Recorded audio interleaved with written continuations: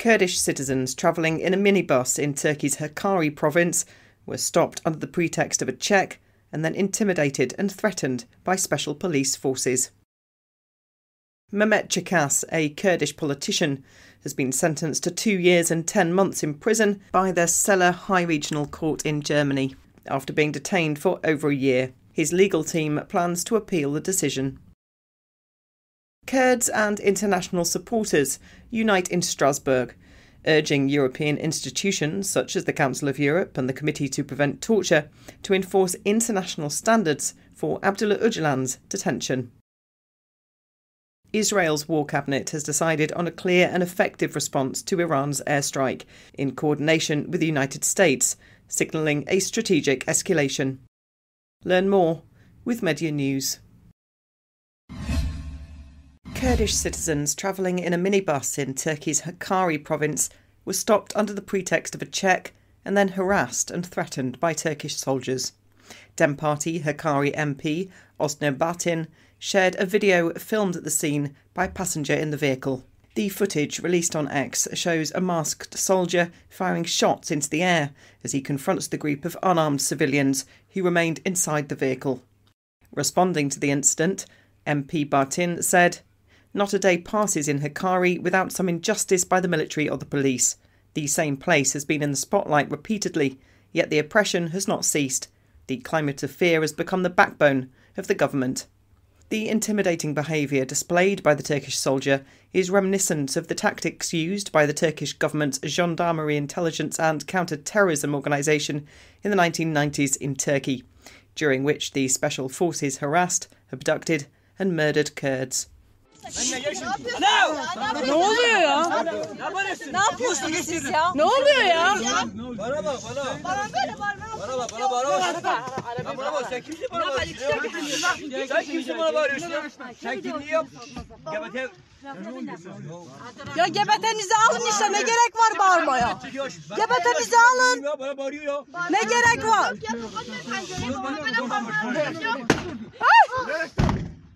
Ne oluyoruz ya? Kurdish politician Mehmet Çakas received a prison sentence of 2 years and 10 months from Celle High Regional Court in Germany on Wednesday, igniting protests over the contentious use of anti-terror law against Kurdish activists. This verdict follows charges under Section 129B of the German Criminal Code, which alleges terrorism due to Çakas's political activities. Having already spent over 16 months in detention, Çakas will serve a further 18. The ruling triggered demonstrations outside the court, where protesters decried what they perceived as the German state's criminalisation of the Kurdish community. Placards demanding freedom for Çakas were displayed, while a spokesperson for the Çakas family claimed that the trial was an attack not only on the individual but on the broader Kurdish struggle for autonomy. In Strasbourg, a rally highlighted the neglect by the Council of Europe and Committee to Prevent Torture towards Abdullah Öcalan's 25-year detention conditions.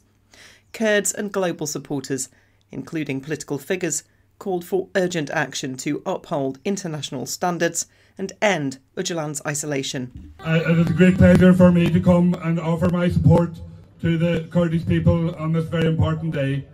I am very happy to do what I can in the Council of Europe and also in the Irish Parliament to push forward the case for Kurdish freedom and also for the freedom of ÖCALAN, which is vitally important.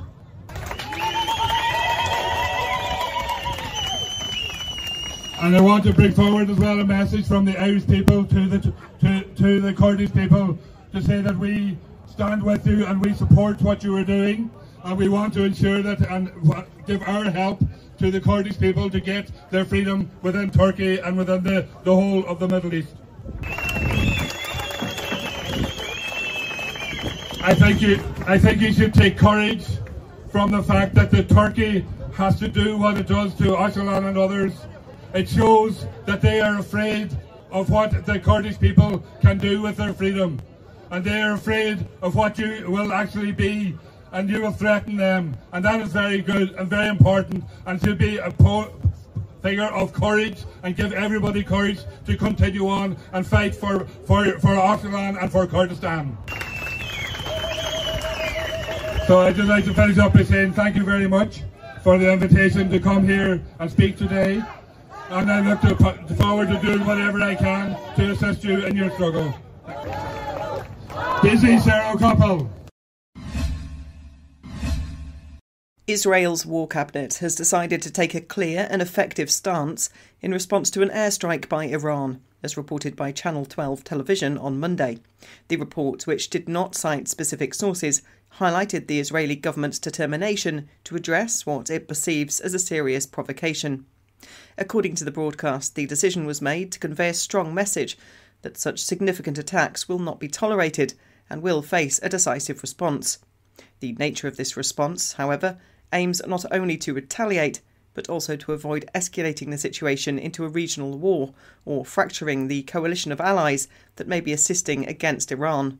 The report also notes that Israel intends to coordinate with the United States, suggesting a strategic alignment with its long-standing ally to ensure the effectiveness and appropriateness of its response.